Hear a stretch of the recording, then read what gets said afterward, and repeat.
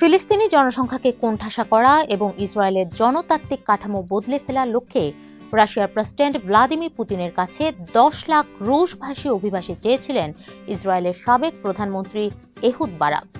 সম্প্রতি যুক্তরাষ্ট্রের বিচার বিভাগ কর্তৃক প্রকাশিত কুখ্যাত যৌন অপরাধী জেফ্রি আপস্টাইনের গোপন নথিপত্র ও অডিও রেকর্ডিং থেকে এই চাঞ্চল্যকর তথ্য বেরিয়ে এসেছে।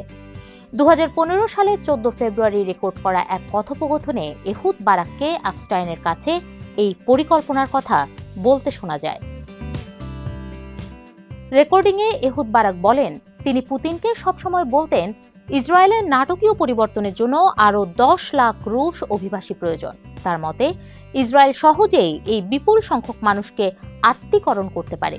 তার এই কথোপকথনে বারাকের মন্তব্যে আরব ও উত্তর আফ্রিকা থেকে আগত ইহুদিদের প্রতি গভীর অবজ্ঞা ও বর্ণবাদী মনোভাব প্রকাশ পেয়েছে।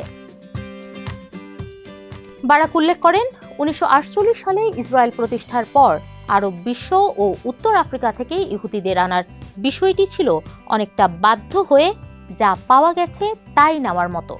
তিনি বলেন, তখন ইসরায়েলের প্রতিষ্ঠাতারা যা পেয়েছিল তাই নিয়েছিল, কিন্তু এখন আমরা অনেক বেশি সিলেক্টিভ হতে পারি।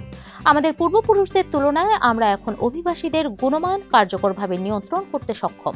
অর্থাৎ তিনি রুশ, স্লাভিক বা শ্বেতাঙ্গ ইহুদিদের উন্নত মানের এবং আরব বংশোদ্ভূত ইহুদিদের তুলনামূলক নিচু মানের হিসেবে ইঙ্গিত করেছেন। এছাড়া এই 10 লাখ রুশ অভিবাসীকে ইহুদি ধর্মে ধর্মান্তরিত করার সুবিধার্থে ইসরায়েলের কট্টরপন্থী অর্থোডক্স রাব্বিদের একচেটিয়া ক্ষমতা খর্ব করার কথাও বলেন বারাক। তিনি মনে করেন, বিয়ের বা ধর্মান্তরের ক্ষেত্রে ধর্মীয় কড়াকড়ি শিথিল করলে এই বিশাল রুশ জনগোষ্ঠীকে সহজেই মূল ধারায় আনা সম্ভব হবে, যা ইসরায়েলের ধর্মনিরপেক্ষ চরিত্রকে শক্তিশালী করবে।